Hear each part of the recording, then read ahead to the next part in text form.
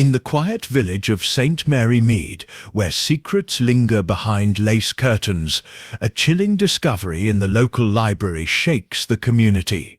A reclusive scholar is found dead, surrounded by ancient books, with no sign of violence, only a faint, unnatural breath in the air. Miss Jane Marple, visiting her niece, steps into a web of hidden motives, old grudges, and a mysterious artifact. With her keen eye for human nature, she unravels a puzzle that leads to a shocking final twist. Chapter 1. The Arrival in St. Mary Mead. The late afternoon sun cast a golden glow over St. Mary Mead, its thatched cottages and winding lanes bathed in the soft light of an English autumn. The village, nestled in the heart of the countryside, seemed untouched by the chaos of the modern world, its rhythms dictated by the church bell and the chatter at the post office. Yet, beneath its tranquil surface, secrets stirred like leaves in the wind. Miss Jane Marple stepped off the 4:15 train, her small suitcase in hand, and inhaled the crisp air. She adjusted her hat, a sensible affair with a modest brim, and smiled at the familiar sight of her niece's cottage across the green. Joan West, married to the artist Raymond West, had invited her aunt for a fortnight's stay, citing the need for a quiet retreat from London's bustle. Miss Marple, however, suspected Joan simply wanted her sharp-eyed aunt to enliven the village gossip. "Jane, Aunt Jane!" Joan Sept's voice rang out as she hurried across the platform, her auburn hair catching the light. "You stir looking sprightly as ever." Miss Marple Sept's blue eyes twinkled. "My dear Joan, at my age one must keep moving, or one risks becoming a fixture like Mrs. Price Sept's dreadful garden gnome." They laughed, linking arms, as they walked toward the cottage. Joan chattered about Raymond's latest painting and the village's new vicar, but Miss Marple's attention wandered to the faces they passed. The butcher, Mr. Tuttle, nodded stiffly, his apron stained with the day's work. Young Sally Finch, the baker's daughter, hurried by with a blush, avoiding the gaze of Tom Carter, the blacksmith's apprentice, who lingered near the pub. Miss Marple noted it all, her mind filing away these fragments of village life as neatly as her knitting patterns. "Joan," she said, as they reached the cottage gate, "you sept not mentioned the library. I recall you saying it sept has caused quite a stir lately." Joan Sept's smile faltered. "Oh, that! It sets nothing, really. Just silly talk. The library set's been taken over by Mr. Alistair Hawthorne, a scholar from Oxford. Bit of a recluse, lives above the stacks. Some say he sits hunting for rare manuscripts, but Mrs. Bantry swears he sits up to no good." "Up to no good?" Miss Marple Sept's tone was mild, but her eyes sharpened. "How curious." "It's just gossip," Joan said, waving a hand. "You know how St. Mary Mead loves a mystery." Though she hesitated, lowering her voice. "There's been talk of strange noises at night, whispers, like someone breathing in the library. Gives me the shivers." Miss Marple patted her niece Sept's arm. "Whispers have a way of revealing truths, my dear. Now, shall we have tea?" They settled in the cosy sitting room, where Joan's maid Elsie served scones and Darjeeling. Miss Marple listened as Joan recounted the village's latest scandals, a missing silver teapot from the vicarage, a feud between the grocer and the postmistress, but her thoughts kept drifting to the library. A recluse, rare manuscripts, and whispers in the dark. It was, she mused, the sort of puzzle that often hid something far more sinister. As evening fell, a knock at the door interrupted their conversation. It was Colonel Bantry, his ruddy face grave beneath his tweed cap. "Joan," Miss Marple he said, removing his hat. "There's trouble at the library. Alistair Hawthorne's been found dead. Not a mark on him. But, well, the place smells odd, like a cold breath. The police are there now." Joan gasped, but Miss Marple set down her teacup with a steady hand. "Dead, you say? How very interesting. Perhaps, Colonel, you be kind enough to tell me more on the way." As they stepped into the cool evening, Miss Marple's mind buzzed with possibilities: a death in the library, a mysterious breath, and a village full of secrets. St. Mary Mead, it seemed, was about to reveal another of its hidden truths. "What did you think of the whispers in St. Mary Mead's library? Where are you reading this tale from? Your cozy armchair. A bustling cafe, or perhaps a quiet village like Miss Marple's? Share your location in the comments below, and don't forget to subscribe to the channel for the next thrilling chapter of Miss Marple and the Breath in the Library. Stay tuned for the mystery to deepen. Chapter 2. Whispers in the Village. The high street of St. Mary Mead buzzed with a subdued energy as Miss Marple, accompanied by Colonel Bantry, made her way toward the library. The evening air was sharp, carrying the scent of wood smoke and damp leaves. Villagers lingered in small knots, their voices low but eager, exchanging theories about Alistair Hawthorne's sudden death. Miss Marple's keen eyes darted from face to face, noting the flicker of fear in Mrs.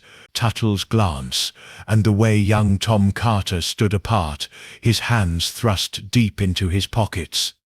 "Never seen anything like it," Colonel Bantry muttered, his boots crunching on the gravel path. "Hawthorne was odd, mind you, but harmless, kept to himself, always poring over those dusty tomes. And that smell in the library, queer, like frost on a window pane." Miss Marple nodded, her expression serene, but her mind alert. "A curious detail, Colonel. Smells often tell us more than we realize. Was Mr. Hawthorne well liked?" Bantry snorted. "Liked? Hardly known. He came here 6 months ago, took over the library from old Miss Harrow, kept it open odd hours, turned away anyone who wasn't set after some obscure book. The vicar said he was writing a history of St. Mary Mead, but I reckon he was after something else." They reached the library, a squat stone building with ivy clinging to its walls. Its arched windows glowed faintly, the light spilling onto the cobblestones where a small crowd had gathered. Constable Reed, a young man with an earnest face, stood guard at the door, his notebook clutched tightly. "Miss Marple," Reed said, tipping his helmet, "didn't it get you here? It sets a bad business, this." "Indeed," she replied, her voice gentle. "Might I see the scene, Constable? I find first impressions so very telling." Reed hesitated, then nodded. "Inspector Craddock sits inside, but I reckon he once didn't mind, just mind, the air. It sets unsettling." The library's interior was dim, its air heavy, with the musty scent of old books and something sharper, like a winter breeze trapped indoors. Shelves towered to the ceiling, crammed with leather-bound volumes, while a single desk stood at the room's center, illuminated by a green-shaded lamp. There sat Alistair Hawthorne, slumped forward, his head resting on an open book. His glasses lay askew, and his face, pale and still, bore no sign of struggle, only a faint, unnatural sheen, as if kissed by frost. Inspector Craddock, a brisk man in his 40s, looked up from his notepad. "Miss Marple, Colonel Bantry said you were visiting. I said I'm afraid this is no place for a lady." "Nonsense, Inspector," she said, her eyes scanning the room. "Death is no respecter of delicacy. What do you make of it?" Craddock frowned. No wounds, no signs of a fight. Doctor says it could be heart failure, but I sit not convinced. That smell, chemical, almost. I've sent for the coroner, but I sit a mind to search the place thoroughly. Miss Marple stepped closer, her gaze lingering on the desk. A quill pen lay beside an inkpot, and a few papers were scattered, one bearing a sketch of a strange circular symbol, a spiral within a star. She noted a faint smudge on Hawthorne's cuff, like soot, and the way his chair was angled, as if he'd turned to face someone. "Was he alone, Inspector?" she asked. "As far as we know," Craddock said. "The library was locked from the inside. Miss Finch, the Baker Sips girl, found him when she came to return a book, screamed the place down." Miss Marple sits lips pursed. "Locked from the inside. How very interesting. And the windows?" "Bolted," Craddock replied. "No one could see got in or out." She nodded, her fingers brushing the edge of her shawl. "And yet someone was here. Or so the air suggests."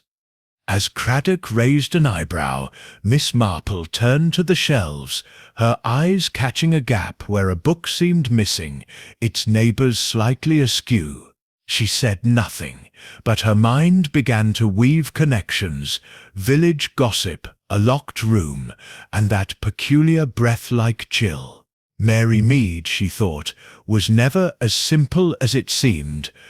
Chapter 3. The Discovery. The library's air seemed to grow colder as Miss Marple lingered near Alistair Hawthorne's body, her eyes darting over the scene with the quiet precision of a seamstress threading a needle. The faint, icy scent, sharp and unnatural, clung to the room, mingling with the dust of old books. Inspector Craddock paced near the desk, his boots scuffing the worn floorboards, while Constable Reed hovered by the door, trying to keep the curious villagers at bay. Miss Marple bent slightly, her gaze fixed on the scholar's lifeless form. His hands, still clutching the edges of the open book, were pale, the fingers faintly blue at the tips. The book itself, a heavy tome with faded gilt lettering, bore the title Arcana Britannica, and its pages were marked with cramped, handwritten notes. She noted the spiral star symbol again, scrawled in the margin, its ink fresher than the rest. "Inspector," she said, her voice soft but clear. "Have you noticed the air? It starts not just cold, it has a quality, like the breath of winter, quite distinct." Craddock paused, sniffing the air. "You set right, Miss Marple. It's stats, unnatural. Not like any chemical I know. The doctor sets taking samples, but I set 'em at a loss. No poison leaves a room like this." "Perhaps," she murmured, "it's not the poison itself, but how it was delivered." Her eyes flicked to the desk, where a single candle stood, its wax pooled unevenly, as if it had been snuffed out abruptly. A faint smudge of soot marked the base, matching the stain on Hawthorne's cuff. Constable Reed approached, his face pale. "Miss Finch is outside, sir. She sits shaken but says she'll talk. Says she saw something odd when she found him." "Bring her in," Craddock said, then turned to Miss Marple. "You still want to hear this, I suppose?" She smiled faintly. "If you still permit an old woman sits curiosity, Inspector." Sally Finch entered, her eyes red-rimmed and her hands twisting a handkerchief. The baker's daughter was no more than 20, with a nervous energy that made her seem younger. "I didn't mean to cause a fuss," she stammered. "I only came to return Pride and Prejudice." The door was unlocked, which was odd. Mr. Hawthorne always locked it after 6. "Go on, Miss Finch," Miss Marple said gently. "What did you see?" Sally swallowed. He was just sitting there, like he was reading. But his eyes were open, staring at nothing. And the air, it felt wrong, like when you walk into a cellar in winter. I called out, but he didn't move. Then I saw his hand, all blue, and I screamed. "Did you notice anything else?" Miss Marple asked. "A sound, perhaps? Or someone nearby?" Sally hesitated, glancing at the floor. I thought I heard something, like a whisper, not words, just a sort of a breath. It was coming from the shelves, over there. She pointed to a dark corner where the tallest bookcases loomed, their shadows pooling on the floor. Craddock frowned. "A whisper? You said it wasn't set of a wind." "It wasn't start the wind," Sally said firmly. "It was like someone was there, but I didn't see anyone. I ran out after that." Miss Marple's eyes followed Sally's gesture to the shelves. She stepped toward them, her movements deliberate, and ran a finger along the edge of a bookcase. A thin layer of dust coated her glove, but one shelf, at eye level, was clean, as if recently disturbed. "Curious," she murmured. "Very curious." Craddock, meanwhile, was examining the windows, still bolted. He muttered. "No footprints outside either. If someone was here, they left no trace. Or they knew how to cover their tracks," Miss Marple said, almost to herself. She turned back to Sally. "You said been most helpful, my dear. Now, why don't you go home and have a cup of tea? Shock is best met with warmth." As Sally left, Miss Marple's gaze returned to the desk, then to the shelves, and finally to the candle. The pieces were there, she thought, scattered, but present. A locked room, a dead man, a strange breath, and a whisper in the dark. Saint Mary Mead had its secrets, and she was determined to unravel them. Chapter 4. First Impressions. The library's heavy oak door creaked shut behind Sally Finch, leaving a hush that seemed to amplify the faint, lingering chill in the air. Miss Marple stood near the towering bookcases, her small figure dwarfed by the shelves, yet her presence filled the room with a quiet authority. Inspector Craddock scribbled notes, his brow furrowed, while Constable Reed hovered near the entrance, casting uneasy glances at the shadowed corners. The body of Alistair Hawthorne remained at the desk, untouched until the coroner arrived, his lifeless form a silent anchor to the mystery unfolding around him. Miss Marple adjusted her gloves, her eyes sweeping the room with the precision of a gardener inspecting her roses. The strange frost-like scent still clung to the air, though it seemed fainter now, as if dissipating with the arrival of curious onlookers. She noted the details, the single candle, its wax uneven, and its wick blackened, the spiral star symbol scrawled on the open page of Arcana Britannica, the smudge of soot on Hawthorne's cuff, mirrored by a faint mark on the desk. And then there was the shelf, its one clean edge standing out amid the dust, like a confession whispered in a crowd. "Inspector," she said, her voice soft but carrying, "I wonder if we might speak to those who knew Mr. Hawthorne best. A man Sitt's character, after all, is often the key to his fate." Craddock looked up, his expression a mix of respect and mild exasperation. "You sit the knack for cutting to the heart of things, Miss Marple. Very well. Read, fetch the vicar, Mrs. Tuttle, and that young Carter lad. They sit the ones most likely to know something." As Reed stepped outside, Miss Marple moved to the desk, her fingers hovering over the scattered papers without touching them. One sheet, half hidden beneath Arcana Britannica, caught her eye. A letter, its ink faded but legible, addressed to Hawthorne from someone named E.L. The contents were cryptic, mentioning the relic and the debt long owed. She made a mental note, her mind already threading connections to the village's undercurrents of gossip. The door opened, admitting 3 figures, each carrying the weight of their own unease. The Reverend Mr. Clement, a wiry man with spectacles and a nervous habit of adjusting his collar, entered first. Behind him came Mrs. Tuttle, the butcher's wife, her broad face flushed with excitement and apprehension. Tom Carter, the blacksmith's apprentice, slouched in last, his dark eyes darting to the body before fixing on the floor. "Good evening," Miss Marple said, her tone as warm as if she were hosting them for tea. "I'm so sorry to trouble you at such an hour, but a tragedy like this demands clarity. Perhaps you could share what you knew of Mr. Hawthorne." The vicar cleared his throat, his fingers twitching at his collar. A scholarly man, Miss Marple, quiet but courteous. He attended services irregularly, though he once asked me about old parish records, something about a 17th century vicar, I believe. He seemed preoccupied. Preoccupied? Miss Marple tilted her head, her eyes bright. "In what way, Mr. Clement?"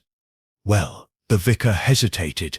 He was always muttering about finding it Season whatever Seasons. He meant some rare book. He spent hours in the library sept's oldest section, where the parish archives are kept. Mrs. Tuttle sniffed, her arms crossed. "Queer sort, if you ask me.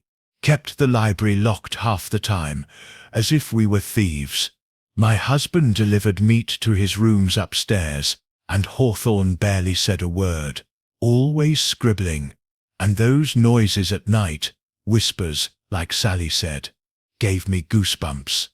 Miss Marple. Sict's lips curved slightly. "Whispers, Mrs. Tuttle? Did you hear them yourself?" "Once," she admitted, her voice dropping. "Last week, passing by, after dark, sounded like someone breathing low and steady from inside. I thought it was the wind. But now," she glanced at the body, shuddering. Tom Carter shifted, his boots scuffing the floor. "I don't know nothing," he muttered, unprompted. "Saw him now and then, delivering coal. He paid on time. That sep's all." Miss Marple. Steck's gaze lingered on him, noting the tension in his shoulders, the way his hands clenched. "You step a strong young man, Tom," she said kindly. "I imagine you notice things others miss. Did Mr. Hawthorne ever seem afraid?" Tom Sitt's eyes flicked up, then away. "Maybe. Once he asked me to check the back door, said he heard someone prowling. Found nothing, though." Craddock jotted this down, his pencil scratching loudly in the quiet. "Anyone else have dealings with him? Visitors, perhaps?" The vicar shook his head, but Mrs. Tuttle spoke up. "That Miss Harrow, the old librarian, came by last month. Looked cross. She did. Said something about Hawthorne ruining her life Sit's work. And then there, Setzer's Sally Finch. She was always in here borrowing books. Bit sweet on him, if you ask me." Miss Marple Sit's eyebrows rose slightly. Was she now? How very interesting. As the group continued, their voices weaving a tapestry of half-truths and suspicions, Miss Marple stepped back, her mind sifting through their words. The vicar's vague unease, Mrs. Tuttle's gossip, Tom's guarded silence, each was a thread, leading somewhere deeper. She glanced again at the shelf, its clean edge a silent accusation, and then at the candle, its uneven wax suggesting a hurried end. The breath in the library, she thought, was more than a scent, it was a clue, pointing to a truth hidden in plain sight. "Inspector," she said at last, "might we examine the upstairs rooms? A man Sit's home often reveals what his words conceal." Craddock nodded, his respect for her growing. Right you are, Miss Marple. Let's see what secrets Hawthorne kept above the stacks. As they moved toward the narrow staircase, Miss Marple's thoughts turned to the village beyond, the web of loyalties and betrayals that bound St. Mary Mead together.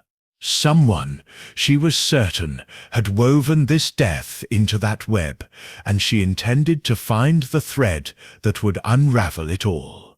Chapter 5. The Scholar's Secrets. The narrow staircase to Alistair Hawthorne's rooms above the library creaked under Miss Marple's careful steps, each groan of the wood echoing in the stillness of the evening. Inspector Craddock led the way, his torch casting long shadows across the walls, while Constable Reed followed, his notebook at the ready.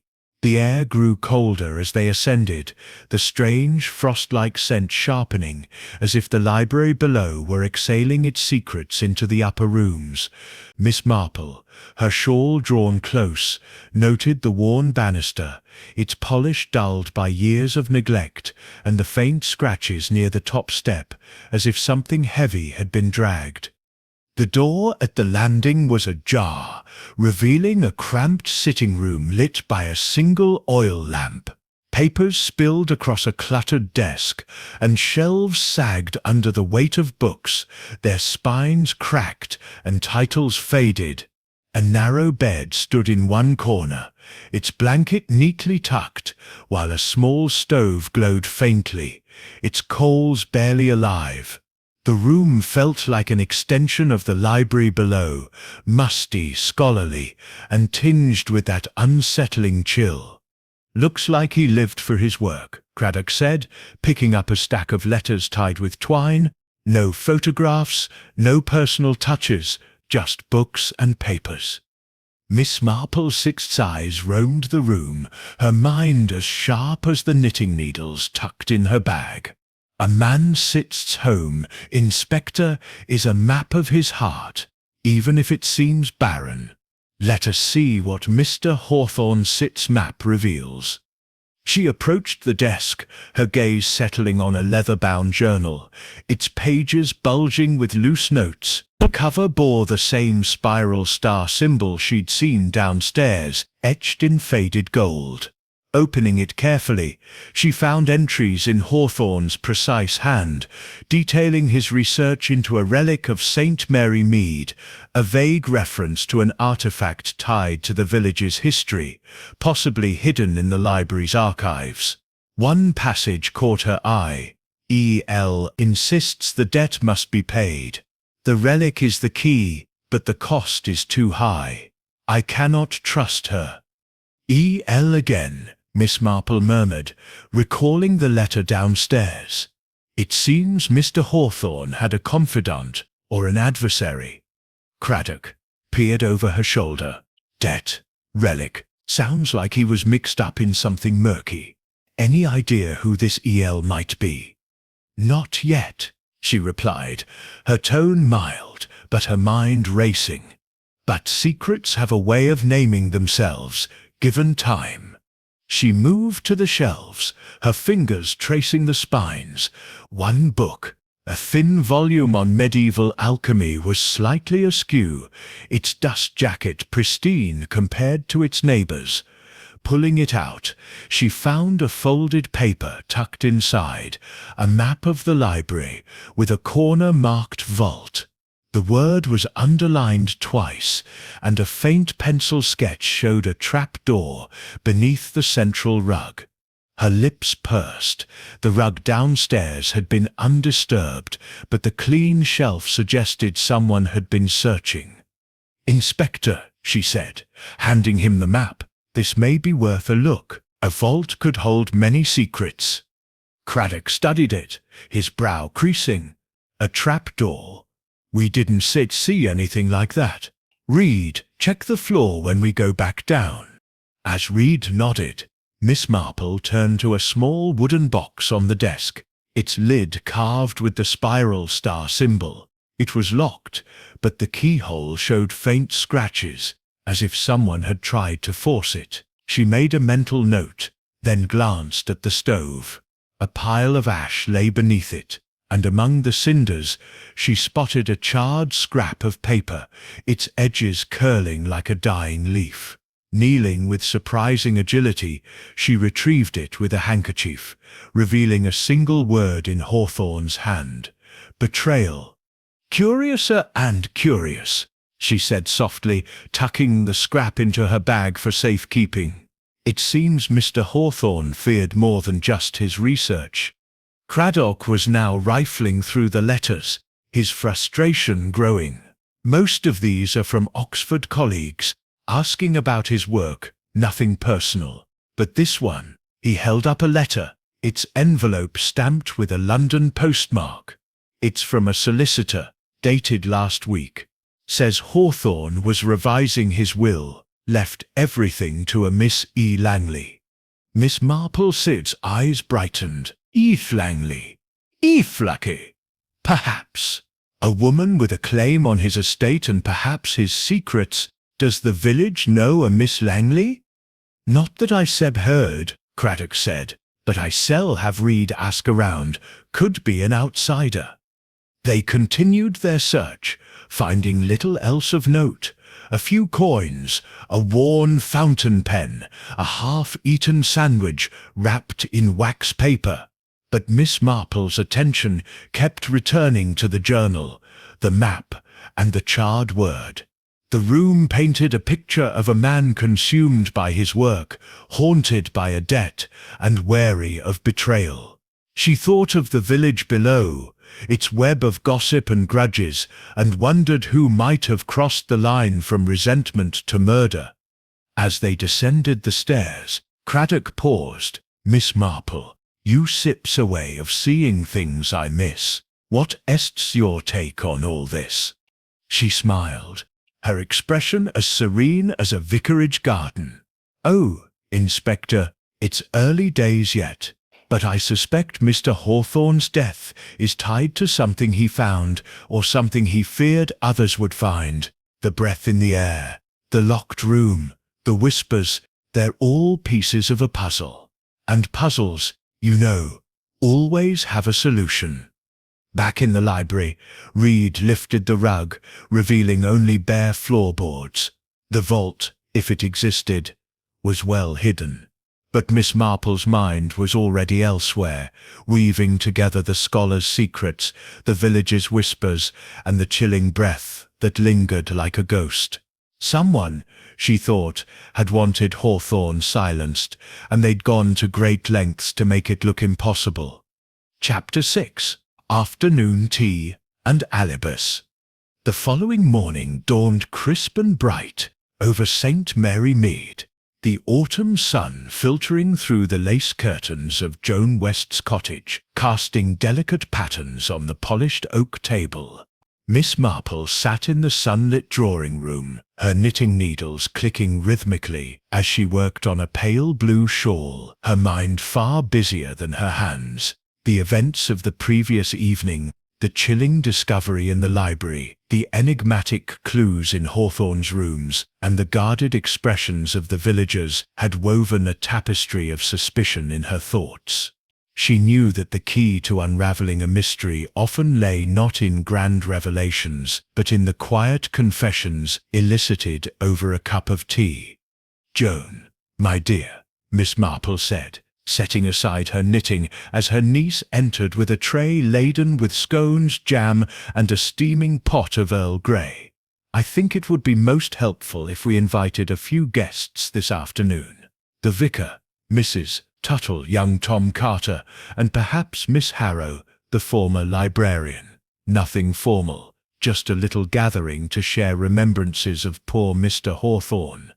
Joan raised an eyebrow, her artistic temperament sensing the undercurrent. "Aunt Jane, you're plotting something, aren't you? But very well, I'll send Elsie with notes, though I must say, after last night, the village is abuzz. Colonel Bantry stopped by earlier, saying the coroner's preliminary report suggests poison, but no trace in his food or drink, and that odd breath in the air Some are calling it a curse. Miss Marple Sip's eyes twinkled. Courses are for novels, Joan. Real mysteries have human hands behind them. Now, let Sips prepare. I find alibis are best served with clotted cream. By 3 o'clock, the drawing-room was filled with the murmur of voices and the clink of china. The vicar, Mr. Clement, sat primly on the edge of a chintz armchair, his teacup balanced precariously on his knee. Mrs. Tuttle, resplendent in her Sunday best, despite the weekday, occupied the sofa, her ample frame sinking into the cushions as she helped herself to a third scone. Tom Carter stood awkwardly by the window, his calloused hands cradling a delicate cup, while Miss Harrow, a thin woman with sharp features and a perpetual frown, perched like a bird on a stool, her eyes darting suspiciously around the room. "Thank you for coming," Miss Marple said, her voice warm and inviting as she poured tea. "It sets such a shock, Mr. Hawthorne, sets passing. I thought we might share our thoughts. Perhaps it will ease the burden." The vicar nodded solemnly, adjusting his spectacles. "A tragic loss. He was delving into the parish history, you know. Asked about the old abbey ruins, where that medieval relic was supposedly buried. Legend says it's a crystal vial, said to hold the breath of saints or some such nonsense. Superstitious rot, of course." Miss Marple Sip's knitting paused momentarily. "A vial holding breath? How intriguing. Did he find anything, Mr. Clement?" "Not that he shared," the vicar replied, sipping his tea. "But he seemed excited last week, muttering about a map in the archives. I was at the vicarage all evening yesterday, preparing my sermon. Didn't set leave until dawn." Mrs. Tuttle snorted, dabbing jam from her chin. "Excited? More like secretive. He owed my husband for a month Set's meat deliveries, said he set pay once he settled a debt. Set debt. As if scholars have money. I was at home baking pies till late. The oven was on. Ask anyone." Miss Marple smiled gently. "Debts can be burdensome, Mrs. Tuttle. And you, Miss Harrow? I understand you knew Mr. Hawthorne from his takeover of the library." Miss Harrow's lips thinned. Knew him? "He stole it from me. After 30 years, the council handed it to that outsider because of his credentials. I confronted him last month, demanded he return my keys to the vault. He refused, said he'd found something valuable. Yesterday, I was visiting my sister in Netherwallop, train ticket to prove it." Tom Carter shifted, his tea untouched. "I didn't know him well," he muttered. "Just delivered coal. He paid me extra once to watch the back door at night. Said someone was after his papers. I was at the forge till 8. Then home with my Mao." Miss Marple Sip's eyes softened as she regarded him, watching the door. "That suggests fear, Tom. Did he mention who?" Tom hesitated, glancing at Miss Harrow. "No, Mastam. But he talked about a woman, someone from his past, called her Seal. Eleanor, said she to ruin him. Eleanor Langley, perhaps," Miss Marple suggested mildly, recalling the will. Miss Harrow stiffened. "Langley, that's my niece. Eleanor Langley works in London as a typist. What's she got to do with this?" The room fell silent, the air thick with unspoken accusations. In Mrs. Tuttle Sip's eyes widened. "Your niece and Hawthorne left her everything? Sounds like motive to me." "Nonsense," Miss Harrow snapped. "Eleanor visited once months ago. She sits no killer." The vicar cleared his throat. "Let's not jump to conclusions. Though I did see a woman near the library yesterday afternoon, hooded against the rain. Could set been anyone. Miss Marple poured more tea. Her movements deliberate. Timelines are so important. Mr. Clement at the vicarage, Mrs. Tuttle baking, Miss Harrow on the train, Tom at the forge. And yet, someone entered that locked room, leaving only a breath behind. As the conversation turned to village gossip, the missing silver teapot, Sally Finch's infatuation with Hawthorne, Miss Marple listened intently, her knitting resuming its steady rhythm. She noted Mrs. Tuttle's fidgeting when debts were mentioned, Tom's evasive glances at Miss Harrow, and the vicar's subtle avoidance of the relic's details. Alibis were presented, but cracks appeared. Miss Harrow's train could be falsified, Tom's mother might cover for him, and the vicar's sermon preparation left room for a quick visit. By the time the guests departed, the sun was dipping low, casting long shadows across the room. Joan turned to her aunt. "Well, did you learn anything?" Miss Marple smiled, folding her knitting. "Oh yes, my dear. Alibis are like tea leaves. They tell a story if you read them right. The relic, the debt, Eleanor Langley. It's all connecting. And that breath? I suspect it's no curse, but a clever trick. We must speak to Sally Finch again, and perhaps send for Miss Langley."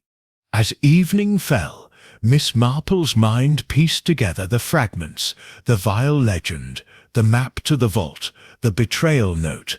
Someone had sought the relic, and Hawthorne had paid the price. The puzzle was deepening, but she felt the threads tightening toward the truth. Chapter 7. The Hidden Compartment.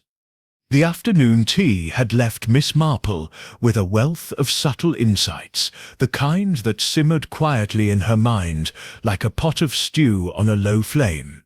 As dusk settled over St. Mary Mead, painting the village in hues of lavender and gold, she decided it was time to revisit the library. Inspector Craddock had reluctantly agreed to her request for another look, citing her uncanny knack for spotting the overlooked, though she suspected he hoped her presence might shake loose a new lead in what was proving to be a baffling case. Accompanied by Constable Reed, who carried a lantern against the encroaching dark, Miss Marple made her way down the high street, her steps measured but purposeful. The library door, now sealed with police tape, yielded to Reed's key with a reluctant click. Inside, the air still held a trace of that peculiar chill, though fainter now, like the memory of a winter wind. The body had been removed to the morgue, but the desk remained as it was, the open book and scattered papers preserved under Craddock's orders. Miss Marple paused at the threshold, her eyes adjusting to the dim light filtering through the arched windows. "Constable," she said, her voice steady, "might we examine the shelves more closely? I believe there's something we've missed. A hidden compartment, perhaps." Reed nodded, holding the lantern aloft. "As you like, Miss Marple. The inspector said to give you free rein." She approached the bookcase where Sally Finch had pointed the night before, the one with the curiously clean shelf amid the dust. Running her gloved fingers along the edges, she felt for irregularities, her touch light but probing. The wood was old, its grain worn smooth by time, but at the back of the shelf, behind a row of forgotten encyclopedias, her fingers encountered a slight depression, a panel that gave way with a soft click when pressed. "There," she murmured, stepping back as Reed leaned in.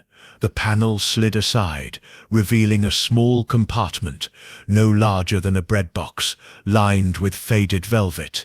Inside lay a collection of items that seemed to whisper of long-buried secrets, a yellowed envelope, a small brass key, and an antique crystal vial, stoppered with cork and sealed with wax. The vial caught the lantern light, refracting it into tiny rainbows, and Miss Marple noted a faint etching on its surface, the spiral star symbol, identical to those in Hawthorne's journal. Reed whistled softly. "Blimey, Miss Marple, how'd you know?" She smiled faintly. "Oh, it's nothing magical, Constable. Just a matter of observing patterns." The clean shelf suggested disturbance, and scholars like Mr. Hawthorne often hide their treasures in plain sight. Carefully, Reed extracted the items. The envelope, addressed to a Hawthorne in a flowing script, contained a letter dated 6 months prior. Miss Marple read it aloud, her voice clear in the quiet room. "Dear Alistair, the relic is yours to safeguard. But remember the debt. Eleanor demands her share, or all will be revealed. The vial holds more than breath. It holds power. Guard it well. Yours in secrecy, E.H. E.H.? Reed frowned. Not E.L. Perhaps a different correspondent, Miss Marple suggested, though her mind connected the initials to Miss Harrow, Evelyn Harrow, as Joan had mentioned in passing. And the vial, the legend the vicar spoke of, the breath of saints. Could this be the relic? Reed handled the vial gingerly, holding it to the light. Inside, a faint mist swirled, colourless yet visible, like condensed air. "It's cold to the touch," he said, surprised, and light as a feather. Miss Marple's eyes narrowed. "Be careful, Constable. If this is tied to Mr. Hawthorne's death, it may be dangerous. Notice the seal. It's intact, but there's a hairline crack near the base. The key, small and ornate, bore no markings, but Miss Marple suspected it fit the locked box in Hawthorne's rooms. "We must show this to the inspector at once," she said. "But first, let's see if there's more." A thorough search of the compartment revealed one final item, a scrap of fabric torn from a woman's handkerchief, embroidered with the initials L. It was stained with a faint smudge, similar to the soot on Hawthorne's cuff. Evidence of a struggle, Reed wondered. "Or a planted clue," Miss Marple replied thoughtfully. "Mysteries often have layers, like an onion. Peel one, and another appears." As they secured the items, a noise from outside, a rustle in the bushes, drew Reed to the window. "Who's there?" he called, but the night yielded only silence. Miss Marple, however, noted a fresh footprint in the soft earth beneath the sill, its tread matching the boots Tom Carter wore. Back at the cottage, over a late supper with Joan, Miss Marple pondered the discoveries. The vial, the letter, the fabric, all pointed to a conspiracy involving the relic, with Eleanor Langley and possibly Miss Harrow at its centre. The debt mentioned in the letters suggested blackmail or inheritance, and the crack in the vial hinted at how the breath might have been released, perhaps a poisonous gas disguised as a supernatural chill.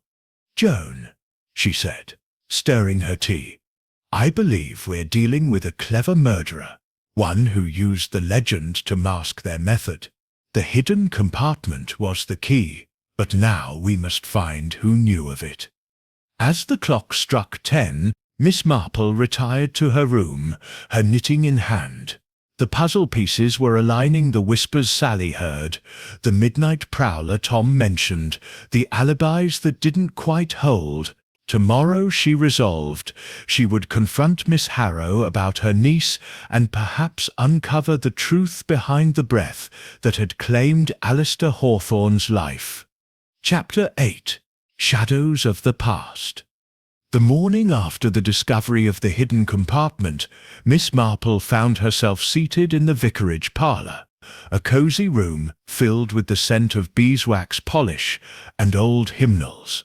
The Reverend Mr. Clement had invited her for a private chat, ostensibly to discuss the parish flower show, but she suspected his motives ran deeper, tied to the shadows cast by Alistair Hawthorne's death. Sunlight streamed through the leaded windows, illuminating dust motes that danced like forgotten memories, while the vicar fidgeted with his teacup, his spectacles slipping down his nose. "Miss Marple," he began, his voice tentative, "you've a reputation for insight. With poor Hawthorne gone, and that relic business stirring up old tales, I thought perhaps I should share what I know of the village's past. It's not something I speak of lightly." She nodded encouragingly, her knitting needles pausing in mid-stitch. "History has a way of echoing into the present, Mr. Clement. Please go on." The vicar leaned forward, lowering his voice as if the walls might overhear. "It starts with the Abbey ruins, back in the 17th century. During the Civil War, a monk hid a sacred vial there, said to contain the breath of saints, a holy essence that could heal or curse, depending on the wielder. Legend claims it's a crystal phial filled with a mystical gas, preserved by alchemy. The monastery was destroyed, but the vial vanished, rumoured to be buried in what became the library's foundation." Miss Marple's eyes sharpened. "And Mr. Hawthorne was searching for it, you say?" "Yes," Mr. Clement confirmed. "He confided in me weeks ago, showed me that spiral star symbol. It's the Abbey's seal. He believed the vial was in a vault beneath the library, accessed by a hidden mechanism. But he feared others knew, Miss Harrow for one. She was obsessed with the library's history during her tenure. And then there's Eleanor Langley, her niece, you know. Eleanor grew up here, left for London after a scandal." "A scandal?" Miss Marple prompted gently. The vicar sighed. 10 years ago, Eleanor was engaged to a young scholar, much like Hawthorne. He died mysteriously, heart failure, they said, but there were whispers of poison. Eleanor inherited his estate, but rumours persisted. She claimed innocence, moved away. Hawthorne mentioned her in passing, said she'd written him about family claims on the relic. Miss Marple filed this away, recalling the letter from E.L. and the fabric scrap. How fascinating! "And did anyone else know of this legend?" "Oh, several," the vicar admitted. "Through Mrs. Tuttle's family traces back to the Abbey servants. They say her great-grandfather searched for the vial. Tom Carter's lot too. His uncle was a grave digger who claimed to have seen ghosts near the ruins. Even Sally Finch's father wrote a pamphlet on local folklore before he passed." As the vicar spoke, Miss Marple's mind wove connections. The debt in the letters could be tied to Eleanor's past inheritance, the vial's breath matching the chilling air at the scene. Perhaps the crack in the phial had released a toxic gas, ancient but deadly, explaining the locked room mystery. No intruder needed if Hawthorne himself had opened it under duress or by accident. Thanking the vicar, Miss Marple stepped into the crisp air, heading toward Miss Harrow's cottage on the village edge. The path wound past the Abbey ruins, overgrown with ivy and brambles, their stone arches like skeletal fingers reaching from the earth. She paused, noting fresh footprints in the mud, small, like a woman's shoe, and a discarded cigarette end, its brand matching those she'd seen in Tom Carter's pocket. Miss Harrow's door opened with a creak, her sharp face paling at the sight of her visitor. "Miss Marple, this is unexpected." "I shan't take much time," Miss Marple said, accepting a seat in the cluttered parlour where books on local history piled high. "I'm curious about your niece Eleanor and the relic." Miss Harrow's hands trembled as she poured tea.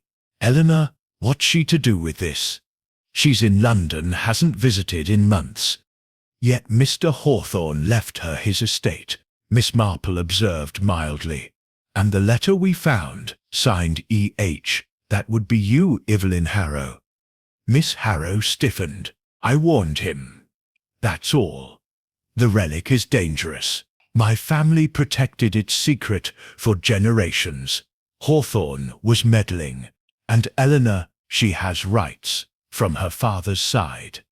Rights involving a debt? Miss Marple pressed, or perhaps a past tragedy. Miss Harrow's eyes flashed. Hate he, that old scandal was nonsense. Eleanor's fiancé died of natural causes. She deserved the inheritance. As for yesterday, I was on the train. Here's the ticket. She produced a stub, but Miss Marple noted its date was smudged, easily altered. Of course, she said. And the fabric from your handkerchief in the compartment. A plant, Miss Harrow exclaimed. Someone's framing us. Leaving with more questions, Miss Marple visited the bakery next, where Sally Finch was kneading dough, her cheeks flushed. Colf, Miss Finch, about the whispers you heard, could they have been from the vial, releasing gas? Sally paused, wiping her hands. Maybe. But I saw Miss Harrow arguing with Mr. Hawthorne days ago, about a map, and Tom. He was lurking outside the library that night, said he was delivering coal, but it was late. The day wore on, shadows lengthening as Miss Marple pieced together the past. Eleanor's scandal mirroring Hawthorne's death, the vial's curse as a cover for poison, family claims fueling motive. By evening at Joan's cottage, she shared her thoughts with Inspector Craddock, who'd arrived with news the coroner confirmed a rare toxin, possibly from an ancient source, inhaled. It's murder, Craddock said. But how was it administered in a locked room? Miss Marple smiled. The vial inspector, cracked deliberately, perhaps by a hidden mechanism or a visitor who left no trace except the breath. As night fell, Miss Marple sensed the shadows of the past closing in, pointing to a killer driven by legacy and greed. Tomorrow, she resolved, would bring confrontations and revelations. Chapter 9. The Midnight Visitor. The clock in Joan West's cottage struck midnight with a soft chime, its notes echoing through the quiet rooms like a gentle reminder of the hour's lateness. Miss Marple sat by the window in her bedroom, her knitting laid aside for once as she gazed out into the moonlit garden. Sleep had eluded her, her mind too occupied with the shadows of the past that the vicar and Miss Harrow had illuminated earlier that day. The relic's legend, Eleanor's scandalous history, the vial's chilling contents, all swirled in her thoughts, forming patterns that hinted at a motive rooted in greed and revenge. She had shared her suspicions with Inspector Craddock over supper, urging him to telegraph London for details on Eleanor Langley, but the inspector, though appreciative, had cautioned patience. A faint rustle from the garden below drew her attention. The moon cast silvery light on the hedgerows, and there, moving stealthily toward the back gate, was a shadowy figure, clad in dark clothing, with a hood obscuring their face. The intruder paused, glancing around before slipping over the low wall toward the direction of the library. Miss Marple's heart quickened, not with fear, but with the thrill of confirmation. Someone was tampering with evidence, and in St. Mary Mead, such midnight errands often revealed more than daylight confessions. Quietly, she donned her shawl and slippers, moving with the silent grace of one accustomed to observing without being observed. Joan and Raymond slept soundly down the hall, so she left a note on the kitchen table, gone for a stroll, back soon, and stepped into the cool night air. The village lay hushed, the only sounds the distant hoot of an owl and the soft crunch of her footsteps on the gravel path. Keeping to the shadows, she followed the figure who had now reached the library's rear entrance.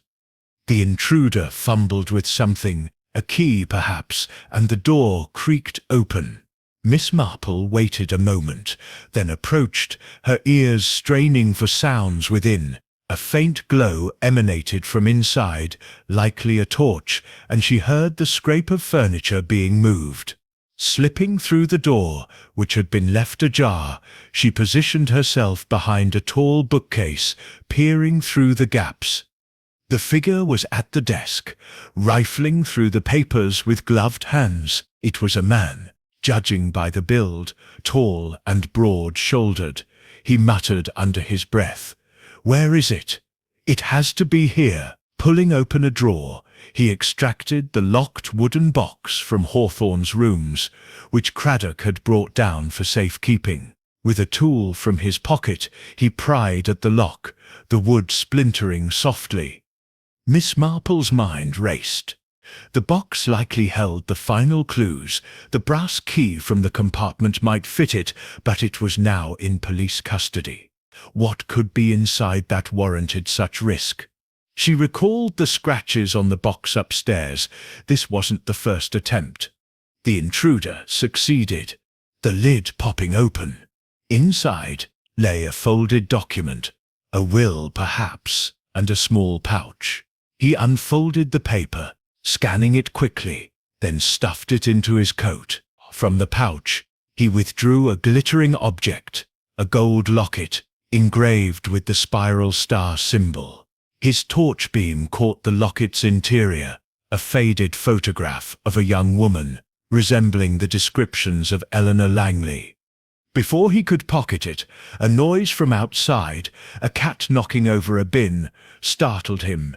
He froze, then hastily closed the box, leaving it askew, and moved toward the front door. Miss Marple held her breath as he passed close by, catching a whiff of coal dust and tobacco. Tom Carter, she thought. His build matched, and the footprint from earlier confirmed it.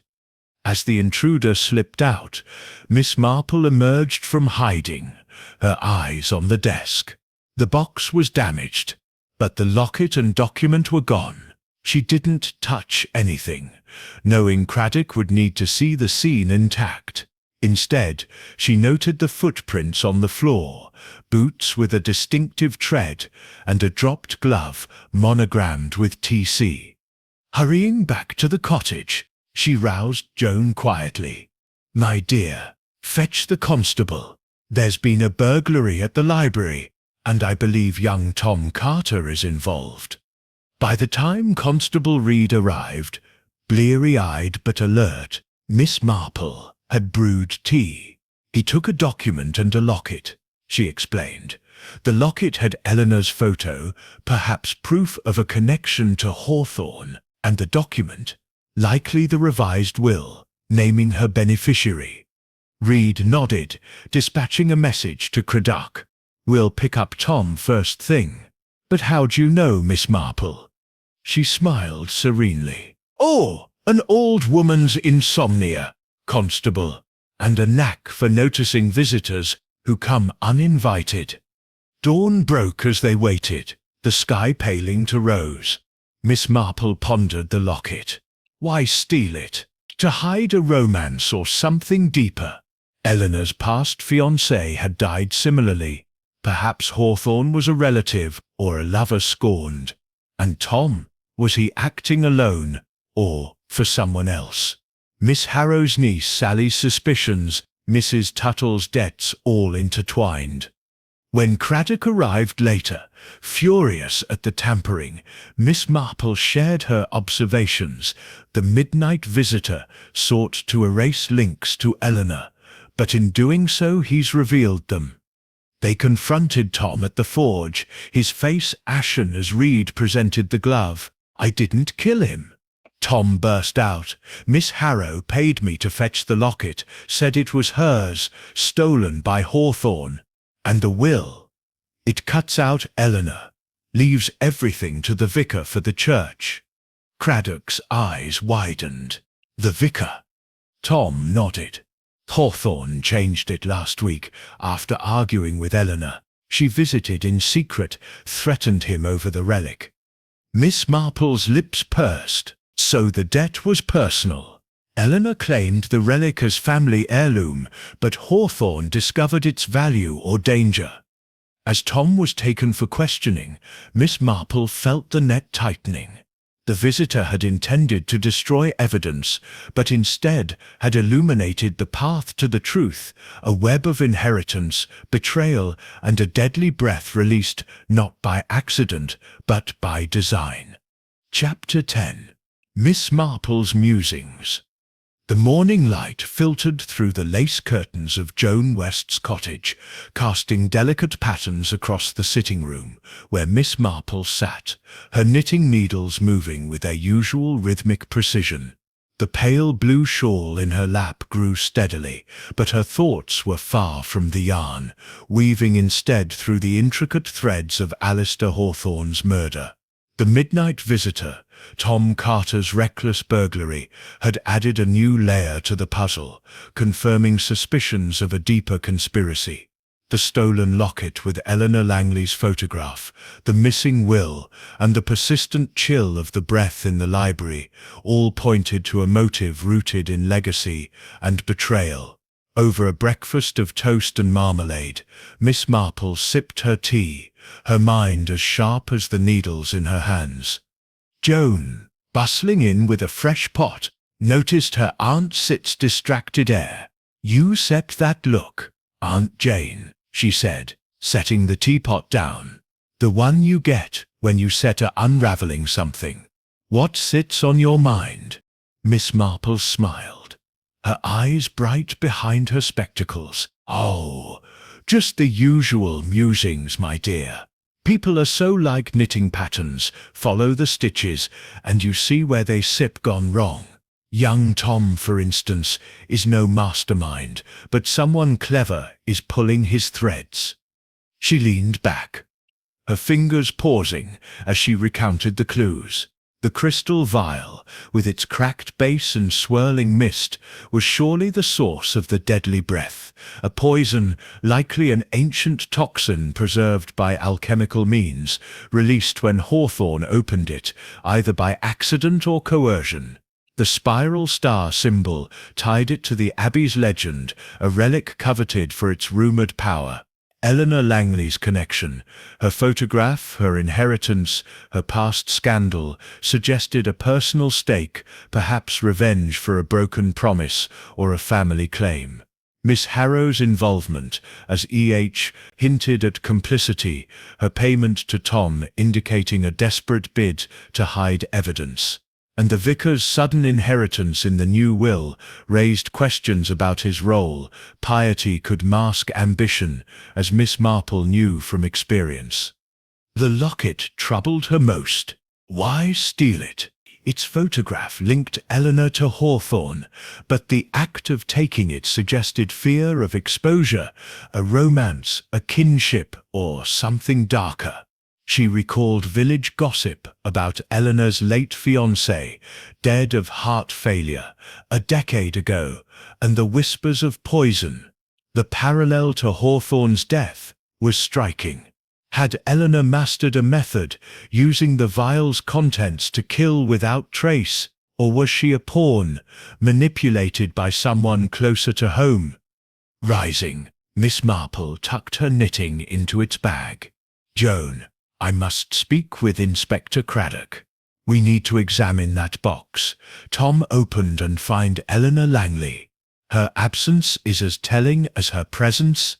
At the police station, a modest brick building beside the post office, Craddock greeted her with a mix of exasperation and respect. "Miss Marple, you've stirred up a hornet's nest with Tom's arrest. He's sticking to his story.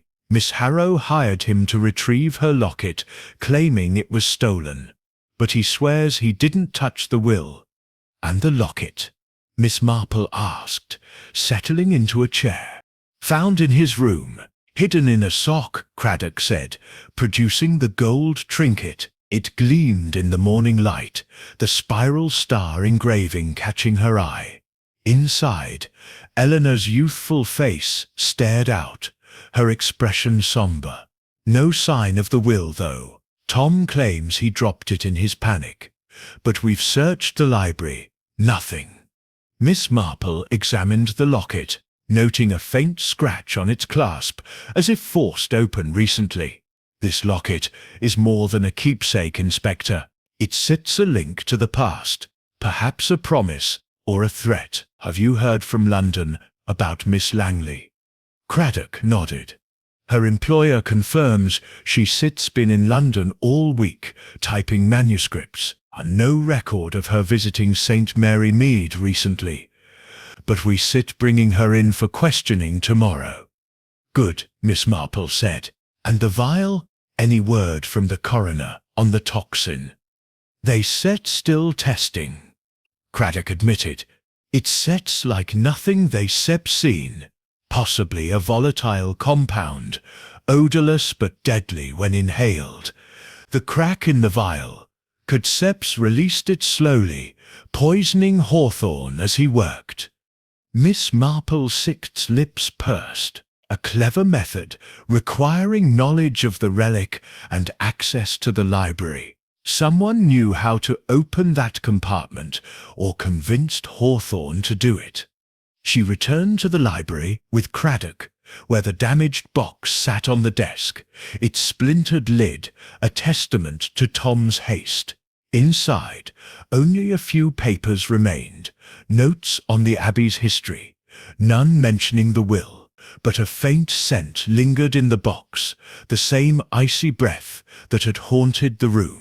Miss Marple bent closer, her eyes catching a tiny shard of crystal embedded in the velvet lining, matching the vial's material. "Look here, Inspector," she said, pointing. "A fragment, perhaps broken when the vial was handled. Whoever cracked it knew its danger or intended it." Craddock rubbed his chin. So the killer set a trap, and Hawthorne fell into it. But how did they get in and out of a locked room? Miss Marple's sixth gaze drifted to the candle on the desk, its wax still uneven. "I suspect the answer lies not in how they entered, but in what they left behind. The breath was the weapon, and the library itself the accomplice." As they left, Miss Marple's thoughts turned to the villagers' web of relationships, of Miss Harrow's protectiveness of Eleanor, Tom's willingness to steal, the vicar's sudden wealth. All were stitches in a pattern, and the missing will was the knot holding it together. She resolved to visit Sally Finch again, sensing the girl's infatuation with Hawthorne might hide a sharper observation. The truth, she felt, was close, waiting to be unpicked by a careful hand. Chapter 11. Confrontations and Confessions. The sun hung low over St. Mary Mead, casting long shadows across the village green as Miss Marple made her way to the bakery, her steps steady despite the weight of the mystery pressing on her mind.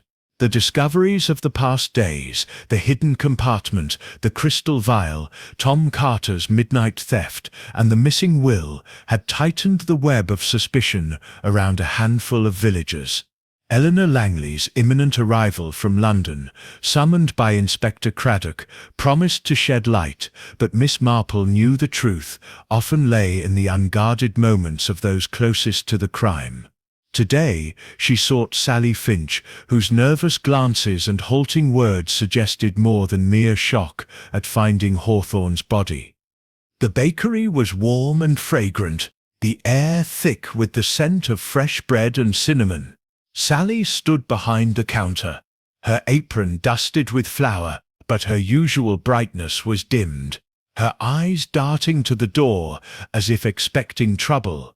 When she saw Miss Marple, she flushed, wiping her hands nervously. "Good afternoon, Sally," Miss Marple said, her voice as soothing as a lullaby. "Might we have a quiet word? I find a chat over a cup of tea often clears the mind."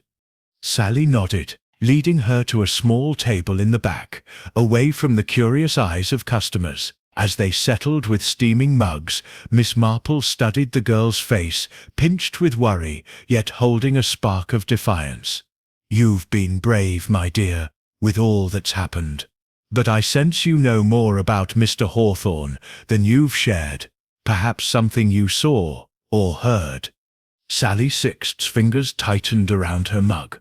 "I told the inspector everything, Miss Marple. I found him dead. Heard that whisper. I didn't touch anything."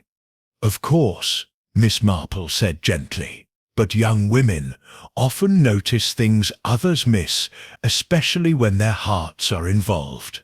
You admired Mr. Hawthorne, didn't you?" Sally's cheeks reddened. "Admired? He was kind, that's all. Lent me books, talked about history. I wasn't sweet on him, if that's what Mrs. Tuttle says." Her voice wavered, betraying her. Miss Marple leaned forward, her eyes kind but probing. "No one doubts your character, Sally. But you were at the library often. Did you ever see him with anyone unusual, a visitor perhaps, or papers he hid?" Sally hesitated, then spoke in a rush. "There was a woman once, about a month ago, hooded, like she didn't want to be seen. She and Mr. Hawthorne argued in his rooms. I heard them through the floor when I was returning a book. She said something about the vial belongs to me, and he told her to leave, that he'd never give it up. I didn't see her face, but her voice, it was sharp, like Miss Harrow's, but younger." Miss Marple, sticks knitting, which she resumed, paused briefly. "Younger, you say? Like Miss Langley, perhaps?" "I suppose," Sally admitted. "But I didn't think much of it then. There's something else." She lowered her voice, glancing at the door. "Tom Carter was there that day, delivering coal. He heard them too, lingered longer than he needed. Later he asked me if I'd seen a locket, said it was important." Miss Marple Sixth's lips pursed. "A locket? How curious. And did you?" Sally shook her head. "No, but Mr. Hawthorne wore one sometimes, under his shirt, gold with that funny spiral symbol. I saw it once when he bent to pick up a book." This was new, a locket worn by Hawthorne, matching the one Tom stole. Miss Marple filed it away, her mind turning to the photograph of Eleanor inside, a token of love or a mark of guilt. She thanked Sally, leaving her with a reassuring smile, and stepped into the crisp afternoon, her thoughts buzzing. Her next stop was the police station, where Inspector Craddock was pacing, his desk cluttered with reports. "Miss Marple, you're a godsend," he said, offering a chair. "Eleanor Langley arrives tomorrow morning, but Tom's clammed up, admits to the theft, but swears he didn't kill Hawthorne. And the coroner's report is final. A rare alkaloid poison, inhaled, likely from the vial. No fingerprints on it, though, wiped clean." Miss Marple nodded. "A careful killer, then. But tell me, Inspector, have you searched Miss Harrow Sid's cottage? Her initials on that letter. Her payment to Tom, she sits more involved than she lets on." Craddock raised an eyebrow. "We did this morning. Found nothing incriminating, but her train ticket date is smudged as you suspected, could be forged, and we found a book on alchemy with notes about toxic gases. She claims it sits from her librarian days." "Alchemy," Miss Marple murmured. "The vial scepter's contents, perhaps engineered centuries ago, deadly when released. But why now? And why Hawthorne?" She shared Sally Sipp's story. The hooded woman, the argument, the locket. Craddock Sipp's eyes narrowed. "Sounds like Eleanor. But if she was in London, someone else was in that hood. Miss Harrow may be protecting her niece. Or framing her," Miss Marple suggested. The locket Sit's theft suggests someone wanted to hide Eleanor Sit's connection to Hawthorne.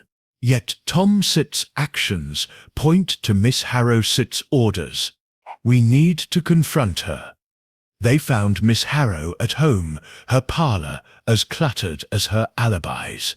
She stood rigid as Craddock questioned her about the locket and the letter signed E.H. "I told you," she snapped. "The locket was mine, stolen by Hawthorne. I sent Tom to retrieve it. Nothing more. As for Eleanor, she's innocent. She loved Alistair years ago, before her fiancé's scandal. He broke her heart, refused to marry her." Miss Marple Sit's eyes softened, but her voice was firm and the vial. "Miss Harrow, did you know it was poison?" Miss Harrow paled. "I suspected, when my family guarded its secret. I warned Alistair not to open it, but he was obsessed with its power. If Eleanor argued with him, it was to stop him, not to kill." Craddock pressed. "And the will? Why steal it?" "I didn't," Miss Harrow cried. "Tom must sit taken it for himself." As they left, Miss Marple's mind churned. Miss Harrow's confession clarified Eleanor's motive. Love turned to betrayal, but her denial about the will rang false. The vicar's sudden inheritance, Tom's loyalty to Miss Harrow, Sally's overheard argument, all suggested a deeper plot. The hooded woman could be Eleanor Miss Harrow, or someone else entirely, using the vial's legend to mask murder. Back at the cottage, Miss Marple sat by the fire. Her knitting resumed. "The truth is near," she told Joan. "Tomorrow, with Eleanor here, we say who breaks first." The breath in the library was no accident. It was a weapon, wielded by someone who knew its history and its victim. The stage was set for confrontation, and Miss Marple felt the threads of the mystery tightening, ready to reveal the killer's face. Chapter 12. The False Trail. The morning air in St. Mary Mead carried a crisp bite, the kind that sharpened the senses and quickened the pulse. Miss Marple stood on the platform of the village station, her shawl wrapped tightly against the autumn chill, as the 9:45 train from London wheezed to a stop. Eleanor Langley stepped down, a slender woman in her early 30s, her dark coat and cloche hat lending her an air of quiet elegance. Her face, pale and composed, bore a striking resemblance to the photograph in the stolen locket, though her eyes held a wariness that spoke of secrets long guarded. Inspector Craddock stood beside Miss Marple, his notebook ready, while a small crowd of villagers lingered at a distance, their whispers buzzing like bees. "Miss Langley," Craddock said, tipping his hat, "thank you for coming. We need to discuss Alistair Hawthorne Sit's death." Eleanor Sit's lips tightened, but she nodded. "I came as soon as I received your telegram. I haven't seen Alistair in months. What's this about a will?" Miss Marple observed her closely, noting the slight tremor in her hands, the way her gaze flicked toward the library across the green. "Perhaps we might talk somewhere quieter," she suggested, her voice gentle but firm. "My niece Set's cottage is nearby, and tea is always conducive to clarity." At Joan's cottage the drawing-room was warm, the fire crackling as Miss Marple poured tea for Eleanor, Craddock, and herself. Eleanor sat stiffly, her hands clasped in her lap. "I don't know why you've called me here," she began. "Alistair and I were close years ago, but that ended. I've been in London, working. My employer can confirm it." Craddock opened his notebook. "Your aunt, Miss Harrow, says you visited St. Mary Mead recently, arguing with Hawthorne about a relic, a crystal vial, and his will named you beneficiary, until a new one surfaced, leaving everything to the church." Eleanor's eyes widened. "A new will? I knew nothing of it." The vial? Yes. I wrote to Alistair about it. My family believed it was ours, a Langley heirloom from the Abbey days. He found it in the library and refused to return it, saying it was too dangerous. But I didn't visit, and I certainly didn't kill him. Miss Marple sipped her tea, her eyes never leaving Eleanor. Yet a woman, hooded, was seen arguing with him, and a locket with your photograph was stolen from his rooms by Tom Carter on your ancest's orders. Why would she do that? Eleanor's composure faltered, her voice dropping to a whisper. The locket. Alistair gave it to me years ago when we were engaged. I returned it when he broke things off, after my first fiancée died. Aunt Evelyn thought it might implicate me, bring up old rumors. She's protective, that's all. Mystery. Miss Marple's knitting needles clicked softly, a counterpoint to her thoughts. Rumors of poison, you mean? Your first fiancé's death was strikingly similar to Mr. Hawthorne's. No marks, a sudden collapse. Eleanor's face crumpled. That was a heart attack. The inquest cleared me. I loved James, and I loved Alistair, despite his betrayal. I never harmed them. Craddock leaned forward. Then why did Tom steal a will that disinherited you? And why did your aunt hide her involvement? I don't know, Eleanor cried. Aunt Evelyn said she wrote to Alistair, warning him about the vile sip's dangers. She never mentioned a will. Miss Marple set her cup down. Inspector, I believe we've been led down a false trail. The stolen will, the locket, these are distractions meant to point us to Miss Langley. But the real question is the vial. Someone knew its contents were deadly and ensured it was opened. Craddock frowned. You think Miss Harrow set it up? Her alibi sits shaky, but we set no proof she was in the library that night. Not her, perhaps, Miss Marple said thoughtfully.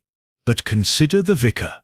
His sudden inheritance, his knowledge of the relic sept's legend. His sept's been too quiet, and Sally Finch mentioned seeing him near the library that afternoon, though he claimed to be at the vicarage.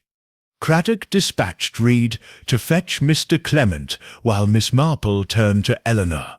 Tell me, my dear, did Alistair ever mention the vicar in connection with the vial? Eleanor hesitated. Once, in a letter, he said Mr. Clement was too curious, always asking about his research. Alistair didn't start to trust him, thought he wanted the vial for the church, or for himself.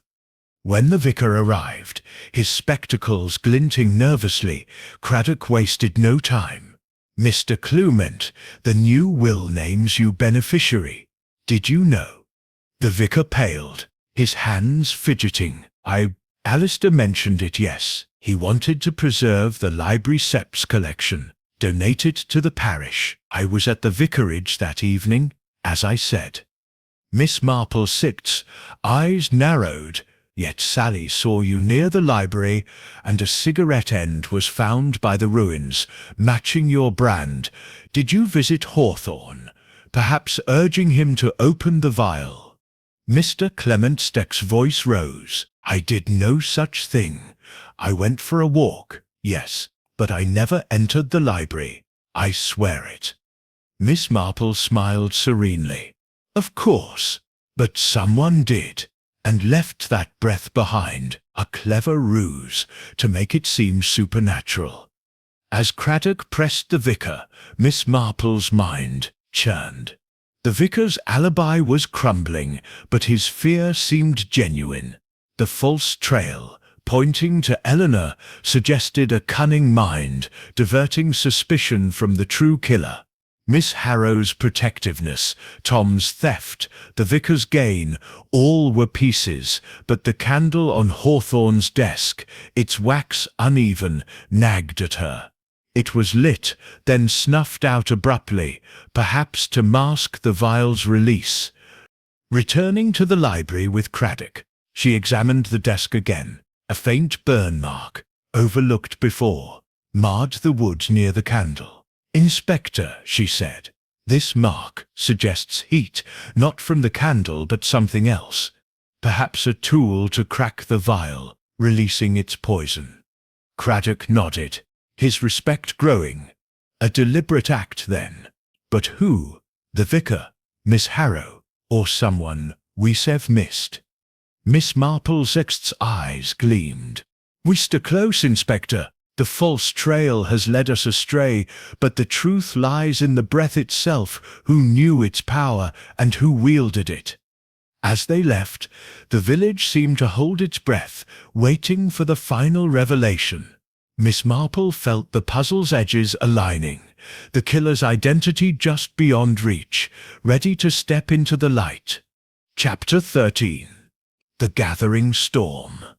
The afternoon sky over St. Mary Mead hung heavy with the promise of rain, its grey clouds casting a sombre pall over the village green. Miss Marple stood in the library, surrounded by the towering bookcases that seemed to lean in, as if guarding their secrets. Inspector Craddock had called a gathering of the key figures in Alistair Hawthorne's death, a move prompted by Miss Marple's gentle suggestion that a confrontation often shakes loose the truth. The room was crowded with tension as familiar faces filed in. Miss Harrow, her sharp features taut with defiance. Eleanor Langley, her eyes guarded but resolute. The vicar, Mr. Clement, fidgeting with his collar. Mrs. Tuttle, her arms crossed and her gaze darting. Sally Finch, pale and nervous, and Tom Carter, released on bail but shadowed by suspicion. Constable Reed stood by the door, his notebook ready, while the faint, lingering chill of the breath seemed to hover in the air. Miss Marple stood near the desk where Hawthorne had died, her small figure commanding attention despite her unassuming presence. The crystal vial, now safely locked in Craddock's evidence box, sat on the table, its cracked base glinting under the lamplight. The spiral star symbol on its surface mirrored those found in Hawthorne's journal, and the stolen locket, a silent thread tying the clues together. "Thank you all for coming," Craddock began, his voice firm. "We stir close to solving Mr. Hawthorne's murder, but loose ends remain. A poison, inhaled from this vial, killed him in a locked room. Someone here knows how it was done, and why." Miss Harrow spoke first, her voice sharp. "This is absurd. I told you, I was in Netherwallop. My niece is innocent, and that boy," she glared at Tom, "stole my locket on his own." Tom shifted, his face flushed. "I told you Miss Harrow paid me. Said it was hers, to protect Miss Langley. I didn't touch no vial." Eleanor Sixth's voice cut through, steady but strained. "I was in London, Inspector. I loved Alistair once, but I hadn't seen him in months. Why would I kill him?" The vicar cleared his throat, his spectacles glinting. "I knew of the relic, yes, but only as legend. The new will was Alistair Sipt's choice. I never asked for it. I was at the vicarage, writing my sermon." Mrs. Tuttle snorted. "Sermons done stoot. Stop you walking to the library, vicar. And what about that debt Hawthorne owed? My husband heard him muttering about paying someone off." Sally Finch, twisting her apron, spoke softly. "I only found him, like I said. But I saw the vicar that afternoon, near the back door, before I went in. He looked nervous." Mr. Clement Sitt's face reddened. "A walk that sits all. I often pass by the library. You sit mistaken, Sally." Miss Marple listened, her knitting needles idle in her bag, her eyes moving from face to face. The room crackled with accusations, each person weaving their own defense. But she saw the cracks: Miss Harrow's forged ticket, Tom's coal dust scent, matching the midnight visitor, Eleanor's past scandal, the vicar's proximity, Mrs. Tuttle's greed, Sally's hesitance. The false trail to Eleanor had been deliberate, but the truth lay elsewhere, hidden in the mechanics of the murder. "Inspector," Miss Marple said, her voice cutting through the din like a bell, "might I suggest we consider the candle?" She pointed to the desk, where the green-shaded lamp still stood, its wax-streaked candle beside it. The burn mark nearby, the uneven wax, it suggests more than a light source. I believe it was part of the mechanism. Craddock frowned, lifting the candle. Mechanism? You mean the vial was triggered by this? Precisely, Miss Marple said. The vial scepter's crack was no accident. A small heat source, perhaps a hidden wire or chemical, could have weakened it, releasing the poison slowly as Hawthorne worked. The locked room was a ruse. The killer needed only to set the trap and leave. The group fell silent, eyes fixed on her. Miss Harrow Sipp's hands trembled. "You sit saying someone tampered with the candle. But who?" Miss Marple's sick's gaze settled on the vicar. "Mr. Clement, you know the Abbey scepter's history well. Did you ever discuss alchemy with Mr. Hawthorne? Perhaps how an ancient toxin might be released?" The vicar stammered. "I only in passing. He was obsessed with the vile Sips legend. I warned him it was dangerous." "And yet," Miss Marple continued, "you benefited from his death. The new will, naming you beneficiary, was convenient, and Sally saw you near the library, where a cigarette end matched your brand." Mrs. Tuttle gasped. "The vicar. But he sits a man of God." "Men of God are still men," Miss Marple said gently, "and men can be tempted by wealth or power. The relic sets value, even as a myth could fund a parish for years." Mr. Clementstedt's face crumpled. "I didn't kill him." "Yes, I visited that afternoon. Alistair showed me the vial, said he opened the compartment.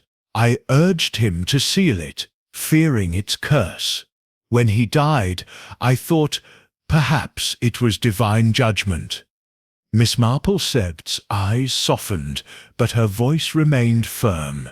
"Divine judgment leaves no burn marks, Mr. Clement. Someone rigged the candle, knowing Hawthorne Seb's habits, working late alone, with only its light."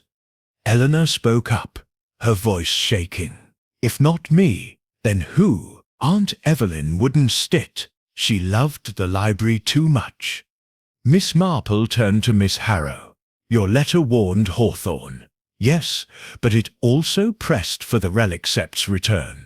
Did you know its contents were poison, or did you help someone else ensure they were released?" Miss Harrow Stitt's eyes blazed. "I protected my family Sitt's legacy. The vial was ours, but I never touched it. If anyone rigged it, look to Tom. He was always skulking about." Tom Sip's fists clenched. "I didn't I only took the locket, like you told me." The room erupted in accusations, voices overlapping. Craddock raised a hand for silence, but Miss Marple's mind was elsewhere, piecing together the final clues: the candle's role, the vicar's proximity, Miss Harrow's desperation, Tom's theft. The killer had orchestrated a perfect trap, using the vial's legend to mask a modern murder. The storm was breaking, and the truth was moments away, waiting for one final push to reveal itself. Chapter 14. The Final Twist. The library in St. Mary Mead seemed to hold its breath as the gathering reached its climax, the air thick with suspicion and the faint, lingering chill of the mysterious breath that had claimed Alistair Hawthorne's life. Miss Marple stood near the desk, her small, unassuming figure a beacon of calm amid the storm of accusations. Inspector Craddock surveyed the room, his eyes sharp, while Constable Reed guarded the door, ensuring no one could slip away. The suspects, Miss Harrow, Eleanor Langley, the vicar Mr. Clement, Mrs. Tuttle, Sally Finch, and Tom Carter, stood or sat in tense silence, each face a mask of guilt, fear, or defiance. The crystal vial, its cracked base glinting under the lamplight, sat like a silent witness on the table, its spiral star symbol a haunting echo of the Abbey's legend. Miss Marple's voice, soft but commanding, broke the quiet. "We've danced around the truth long enough," she said, her eyes moving from one suspect to another. Mr. Hawthorne was poisoned by the vial's contents, a rare alkaloid released deliberately in this locked room. The candle, with its burn mark and uneven wax, was the key. Someone rigged it to heat the vial, cracking it just enough to let the poison escape as he worked. But who and why? Mrs. Tuttle shifted, her voice gruff. "It's obvious. Isn't it?" Eleanor stood to gain from his will till he changed it. "She's got a history. Her last fiancé died the same way." Eleanor Stest's face paled, but her voice was steady. "I was in London, Mrs. Tuttle, and I loved Alistair. Even after he broke my heart, I never harm him." Miss Harrow Sip's eyes flashed. "Don't you dare accuse my niece. If anyone sits to blame, it's the vicar, suddenly rich from that new will." Mr. Clement Sist's hands shook as he adjusted his spectacles. "I told you, I didn't ask for it. I was at the vicarage, not here." Miss Marple raised a hand, silencing the room. "Accusations are like tangled wool, messy, but they can be unraveled. Let us consider the candle. It was no ordinary light. The burn mark suggests a small device, perhaps a wire or chemical, hidden in the wax to heat the vial nearby. Whoever set it knew Mr. Hawthorne's habits, working late, alone, with only the candle's glow." Craddock nodded, holding up the candle, its base revealing a faint residue of metallic powder. "The lab found traces of a magnesium compound ignites with heat, enough to weaken the vial's crystal. Clever, but not invisible." Miss Marple Sip's gaze settled on Sally Finch, who had been silent, her hands twisting her apron. "Sally, my dear, you were closest to Mr. Hawthorne. You saw the vicar that afternoon, yes, but you also saw the candle lit, didn't you? Before you found him." Sally Sip's eyes widened, her voice a whisper. "Yes, it was burning when I came to return my book, but it was out when I found him, snuffed, like he'd been startled." "Startled," Miss Marple repeated, or interrupted. "The killer didn't need to stay. They set the trap earlier, knowing the vial would do the rest." Her eyes moved to Tom Carter, who stood sullenly by the wall. "Tom, you stole the locket and will for Miss Harrow, but you were at the library often, delivering coal. Did you ever touch the candle? Perhaps to replace it?" Tom Sip's face reddened. "No, Marston. I just brought coal, like I said. Miss Harrow told me to watch the place. That's all." Miss Harrow interjected, her voice shrill. "I never told him to touch anything here. He's lying to save himself." Miss Marple's smile was serene, but her eyes were sharp. "Yet someone did, Miss Harrow, and I believe it was you." The room gasped, but she continued, undeterred. "Your family guarded the vial's secret for generations. You knew its contents were poison, As your notes on alchemy suggest, when Hawthorne took over the library, you feared he'd expose or sell the relic, ruining your legacy. You wrote to him as E.H., demanding its return, but he refused, so you acted. Miss Harrowsit's face drained of colour.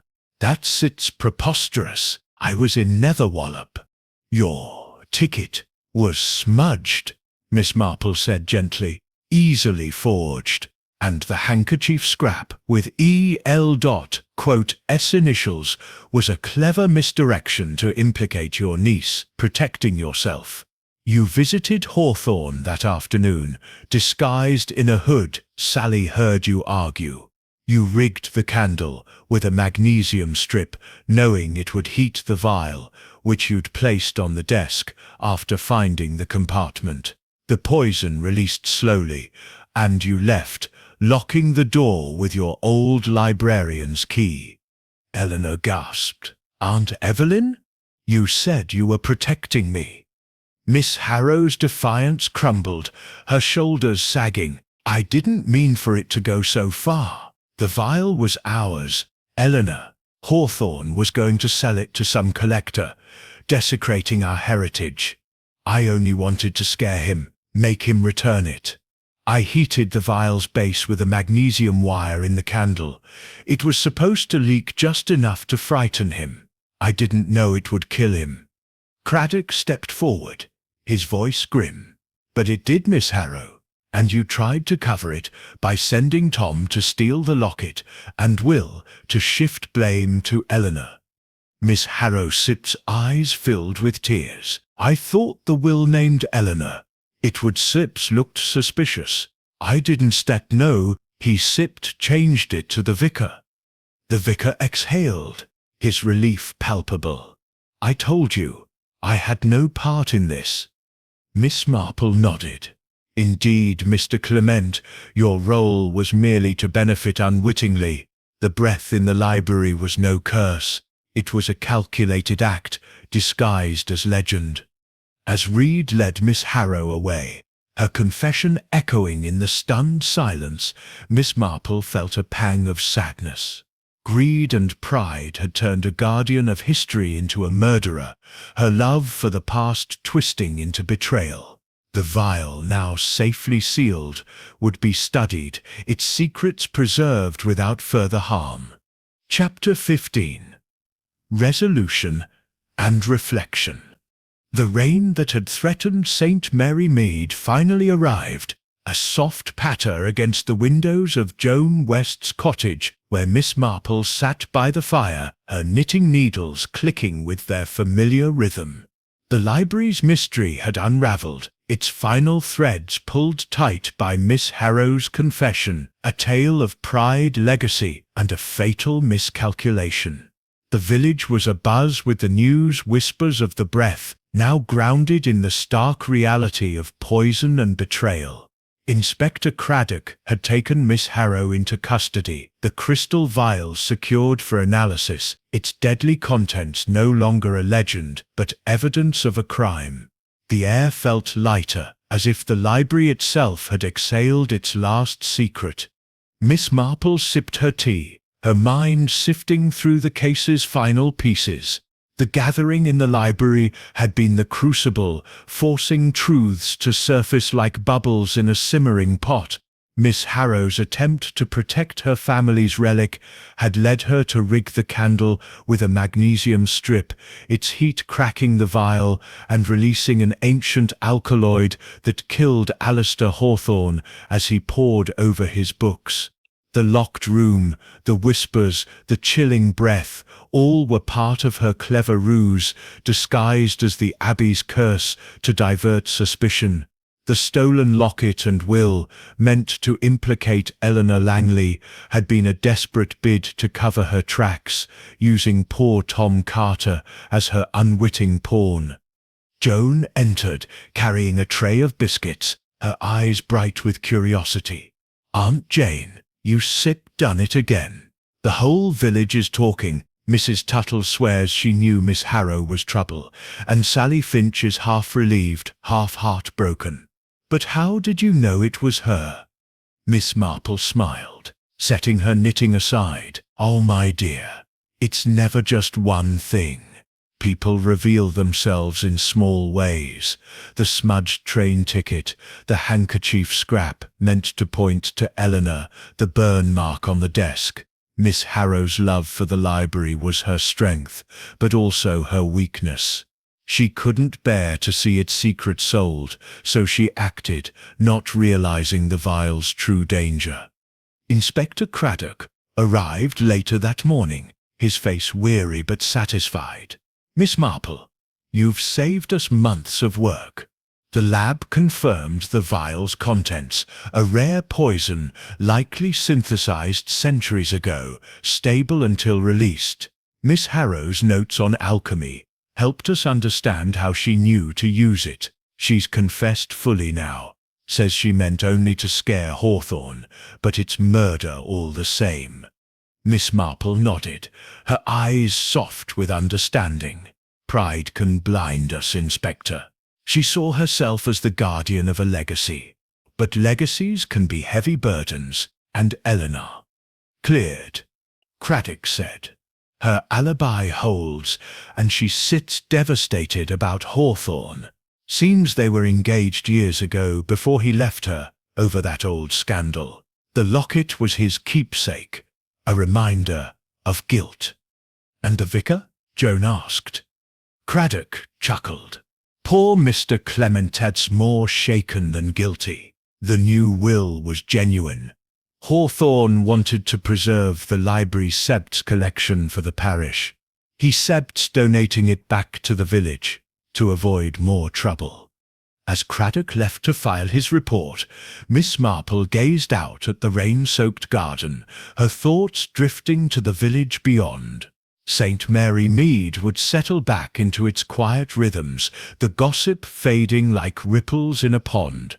The relic's legend would linger, but its power was broken, its secrets laid bare by a careful unraveling of human nature.